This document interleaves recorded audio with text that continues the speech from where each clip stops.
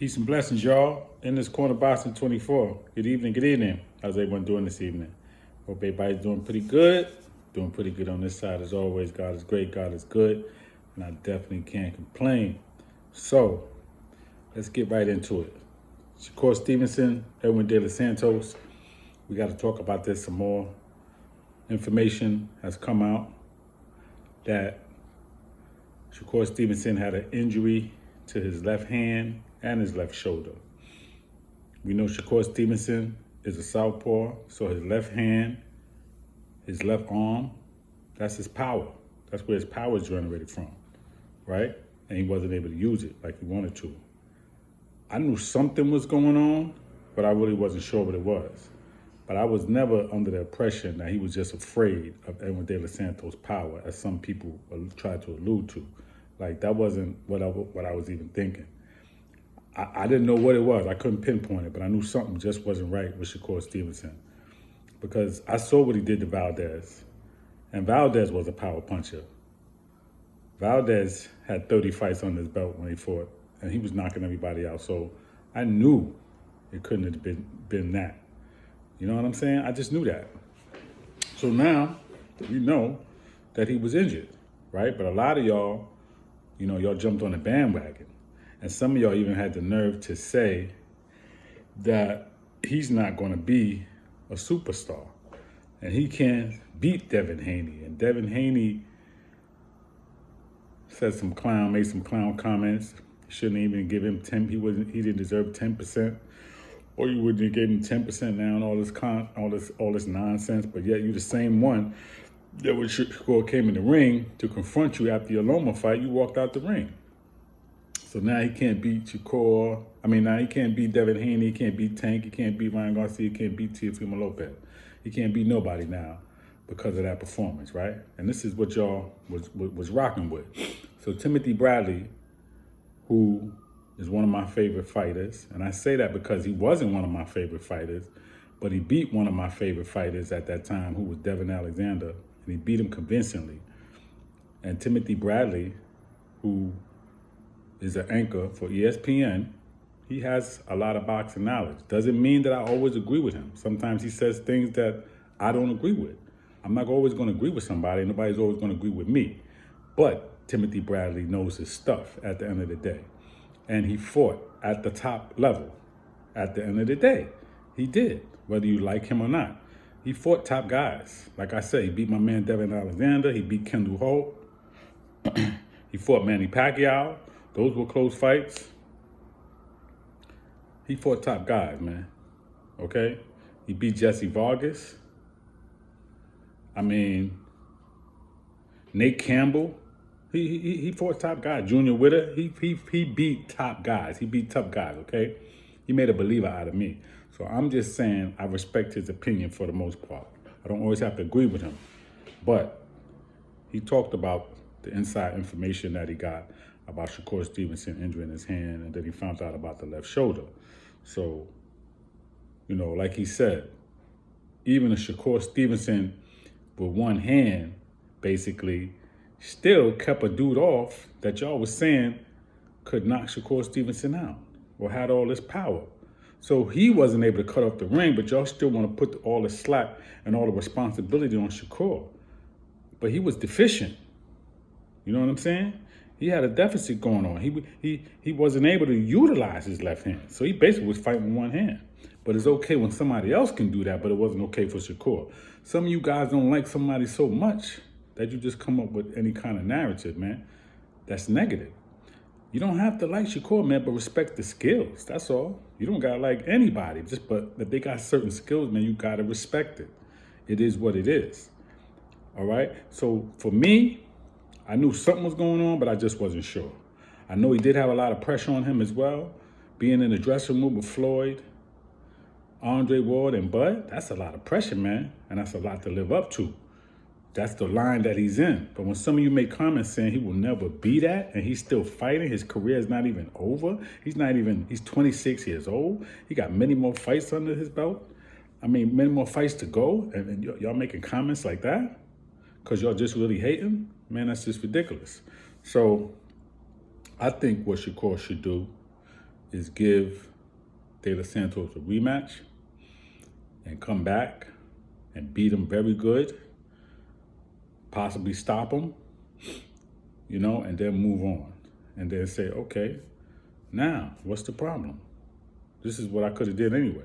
That's what I think he should do, just to erase that bad performance, whether his hand was messed up, his shoulder or not. Just erase that, okay? Because for me, it's already erased because the fight is over. And I look at what he did before that. I look at the 20 fights before, all right?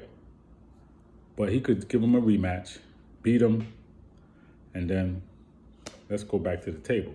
Let's see what Devin Haney does with Regis Prograis, all right?